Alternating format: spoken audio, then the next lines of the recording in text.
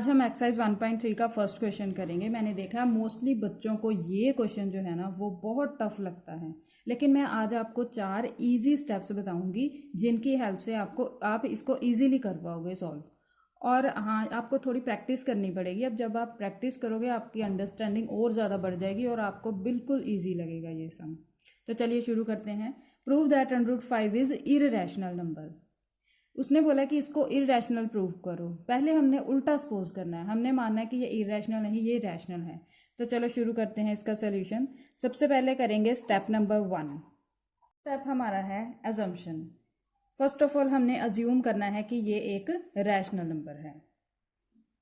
तो ये हमने अज्यूम कर लिया। Let us assume that √5 is rational. अब रैशनल नंबर कैसे होते हैं? हमने लेट किया कि √5 फिर अगर रैशनल है तो किस टाइप का होगा? A/B टाइप का। और 2 कंडीशंस भी होती हैं इसकी। एक तो denominator should not be equal to 0, मतलब कि B is not equal to 0, और A और B को प्राइम होने चाहिए। उन दोनों का GCD होना चाहिए 1, ग्रेटेस्ट कॉमन डिवाइजर होना चाहिए 1। तो मैं आपको थोड़ा को प्राइम के बारे में समझा देती हूँ। को प्राइम क्या होते हैं? को प्राइम वो 2 नंबर होते हैं जो किसी टेबल पे नहीं जाते, सिर्फ 1 पे ही जाएंगे। और ये को प्राइम हमेशा 2 नंबर पेयर में होंगे ये। और इन दोनों का GCD जो है वो 1 होगा। GCD मतलब कि ग्रेटेस्ट कॉमन डिवाइजर। GCD उनका क्या होगा?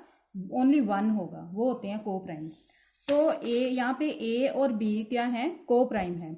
और मैं आपको बता दूं यही कंट्राडिक्शन होने वाली है। आगे जाके हम इसी को कहेंगे कि ये चीज जब गलत आएगी तो हम बोलेंगे कि our assumption is wrong, so √5 is irrational number. तो चलिए देखते हैं कैसे करेंगे इसको। और हमें पता है जब भी √ को सॉल्व करना होता है, स्क्वायर रूट को सॉल्व करना होता है, हमें सबसे पहले उसकी स्क्वेयरिंग करनी पड़ती है।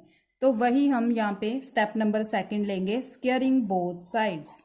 ये आ गया हमारा step number 2, squaring both sides. तो आ गया स्क्वेयरिंग बोथ साइड।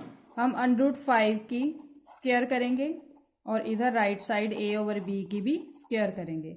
और हमें पता है स्क्वेयर का मतलब जब ये ब्रैकेट में जाएगी तो A का भी स्क्वेयर और B का भी स्क्वेयर। स्क्वेयर के साथ √ हमेशा कट जाता है, तो 5 इज इक्वल टू A²/B²। अब B जो है वो इधर अगर मैं यहाँ पे 1 लगा दूं तो क्रॉस मल्टीप्लीकेशन के साथ 5B² is equal to A²। 1 को A के साथ अगर मल्टीप्लाई करोगे भी A² के साथ तो सेम ही रहेगा। तो 5B² is equal to A²। इसको लेंगे इक्वेशन नंबर 1। अब देखो A² किसके इक्वल है? 5B² के। मतलब कि A² के 2 फैक्टर्स आ गए, मतलब ये 5 के टेबल में भी जाएगा A² और B² के टेबल में भी जाएगा। इसको ऐसे समझ सकते हैं हम कि जैसे मेरे पास देखो यहाँ पे 6 है और यहाँ पे 2 है। 2 3s are 6। अब 6 को मैं लिख सकती हूँ 2 × 3, मतलब 6 जो है वो 2 के साथ भी डिविजिबल है और 3 के साथ भी डिविजिबल है। मतलब अगर 2 6 को डिवाइड करता है तो किसके साथ मल्टीप्लाई होकर डिवाइड कर रहा है? 3 के साथ।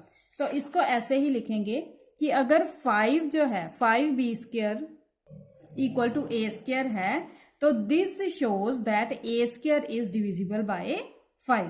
तो यहाँ पे लिखेंगे A डिविजिबल बाय 5।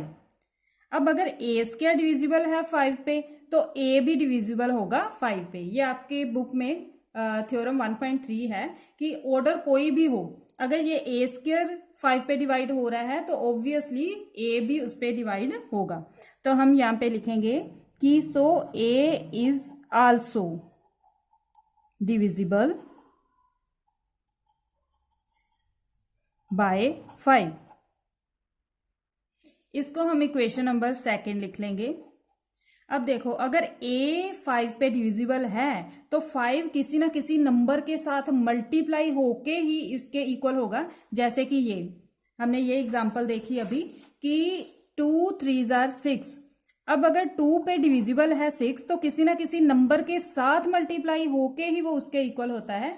इसलिए अगर 5 डिवाइड कर रहा है a को तो हम लिख सकते हैं a इज इक्वल टू कुछ भी 5m लिख दो, m लिख दो, n लिख दो, o लिख दो, कुछ भी लिख सकते हो। हमने लिखा a is equal to 5m for some integer, m is some integer, for some integer m, यहाँ पे m कोई भी इंटीजर है। तो ये जो हमने अज्यूम किया है ये हमारा है स्टेप नंबर 3। स्टेप नंबर 3 में हम a को डिविजिबल ले आए 5 पे और a को लिख दिया 5m, ठीक है। अब ये जो वैल्यू है a की वैल्यू 5m, ये उठा के हमने इक्वेशन नंबर 1 में फिल कर देनी है। इस इक्वेशन में जहां पे a है उसकी प्लेस पे हमने 5m यहाँ पे फिल कर देना है। तो substituting the value of a is equal to 5m in equation number 1, तो मेरे पास क्या आ जाएगा 5b² एज इट इज, और a की प्लेस पे 5m भरेंगे क्योंकि a का स्क्वायर है तो 5m का भी क्या हो गया, स्क्वायर हो गया। तो 5 5s are 25 एंड m का स्क्वायर, तो हमारे पास आ गया 5b² is equal to 25m²। अब देखो यहाँ पे b² रहेगा, 5 को मैं उधर ले जाऊंगी, 5 इधर मल्टीप्लाई हो रहा है, उधर जाके डिवाइड हो जाएगा, कटिंग करेंगे, 5 5s are 25, तो b² की वैल्यू आ गई 5m का स्क्वायर। यहाँ पे हम स्टेप नंबर 4 लेंगे। अब b² फिर 5m² के इक्वल है, इसका मतलब साफ साफ है कि 5 जो है वो m² के साथ मल्टीप्लाई होके b² को डिवाइड कर रहा है। तो इसका मतलब 5 डिवाइड होगा, 5 डिवाइड करेगा b² को। सो स्टेप नंबर 4 में आपने याद रखना है कि b² is divisible by 5। So b² is divisible by 5। अगर b² 5 के साथ डिविजिबल है तो b भी होगा, b is also divisible by 5। अब देखो, अब ये आ गई मेरी इक्वेशन नंबर 3।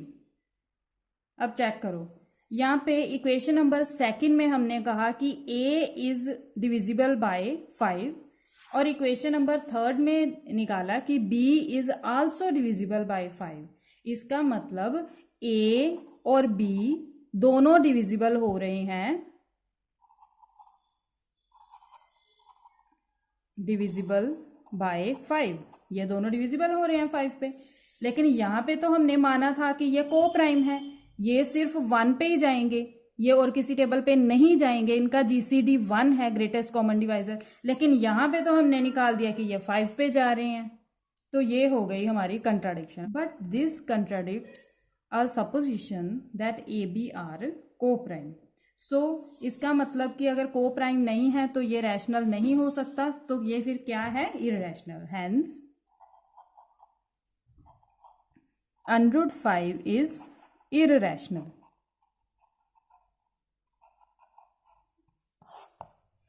तो यहाँ पे ये सम कंप्लीट होता है। कौन से 4 स्टेप हैं वो हम रिमाइंड कर लेते हैं। एक स्टेप नंबर 1 में हमने अजम्पशन लेनी है, स्टेप नंबर 2 में हमने स्क्वेयरिंग बोथ साइड लेनी है, स्टेप नंबर 3 में हमने जो माना था कि a is equal to 5m, और स्टेप नंबर 4 में डिविजिबिलिटी।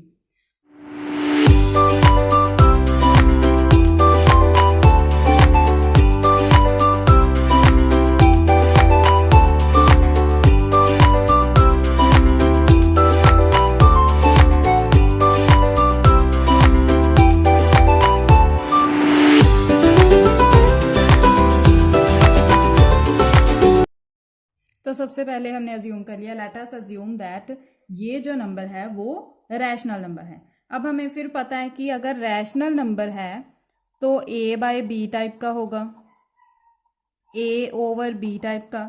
वही सेम कंडीशंस, एक तो b इक्वल नहीं होगा 0 के, और a b को प्राइम होने चाहिए। अब ये 2√5 को लेफ्ट साइड पे रखते हैं और ये 3 प्लस हो रहा है, इधर आके माइनस का हो जाएगा। 2 ये मल्टीप्लाई हो रहा है, इधर आके डिवाइड हो जाएगा, 1/2 हो जाएगा, दोनों के साथ डिवाइड होगा ये। तो इसको ब्रैकेट के अंदर लेके जाएंगे तो ये पे यहाँ पे आ गया 2b और यहाँ पे आ गया 3/2। अब यहाँ पे देखो कि a/2b तो रैशनल नंबर है, क्योंकि a/b हमने रैशनल ही माना है, और 3/2 तो वैसे ही रैशनल है। दो रैशनल नंबर को जब हम माइनस करेंगे तो अगेन एक रैशनल नंबर ही आएगा। तो और इक्वालिटी का मतलब दोनों तरफ सेम चीज, अगर ये रैशनल है तो ये भी रैशनल ही होगा। ये तो हमारे पास रैशनल आ गया, तो √5 को भी क्या होना होगा, रैशनल। लेकिन √5 तो हमने अभी प्रूव किया कि वो तो इररेशनल है, तो इसलिए हमने यहीं पे आ गया कंट्राडिक्शन कि ये तो रैशनल आ रहा है लेकिन जो लेफ्ट हैंड साइड है वो इररेशनल आ रही है। तो हमने लिखा कि ये जो a/2b - 3b है ये एक रैशनल नंबर है। इट इम्प्लाइज दैट √5 जो है वो भी रैशनल ही होना चाहिए, तो √5 इज ए रैशनल नंबर। अभी हमने प्रूव किया कि ये इररेशनल है, therefore but √5 is irrational number. Irrational number ये शो करता है हमारी contradiction. It contradicts that our assumption is wrong. This shows that our assumption is wrong. So 3 plus 2√5 is not a rational number but irrational number. Is an irrational number.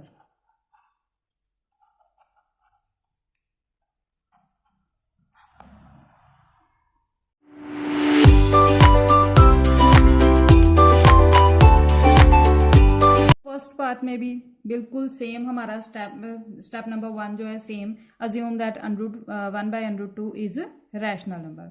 और अगर ये rational number है तो किस type का rational number होगा, 1/√2, फिर हम a/b ले लेते हैं, a/b टाइप का। जब भी अंडर रूट वाली कोई भी इक्वेशन अगर डिनोमिनेटर में आती है ना, कोई भी क्वेश्चन कर रहे हो, अगर अनरूट वाली स्क्वायर रूट वाली चीज़ जो है वो अगर डिनोमिनेटर में आती है तो उसकी रैशनलाइज की जाती है उसे। तो रैशनलाइज करेंगे अगर इसको तो √2 ऐसे लिखेंगे और इज इक्वल टू a/b। तो ये आ गया √2 ओवर √2 2 आ गया। अब 2 को उधर भेज देते हैं, ये इधर डिवाइड हो रहा है, इधर आके मल्टीप्लाई हो जाएगा, तो आ गया 2a/b। अब देखो राइट हैंड साइड में तो मेरे पास रैशनल नंबर है और लेफ्ट हैंड साइड में इररेशनल नंबर है, फिर वही कंट्राडिक्शन। तो इसको कैसे लिखेंगे कि since 2a/b is rational number, but as we know that √2 is irrational number.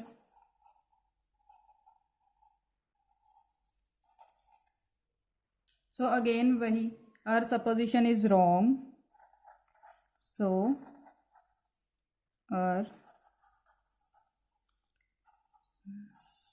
supposition is wrong। और सपोजिशन क्या थी कि ये एक रैशनल नंबर है, तो वो रोंग है, तो इसका मतलब 1/√2 is irrational number. Irrational number.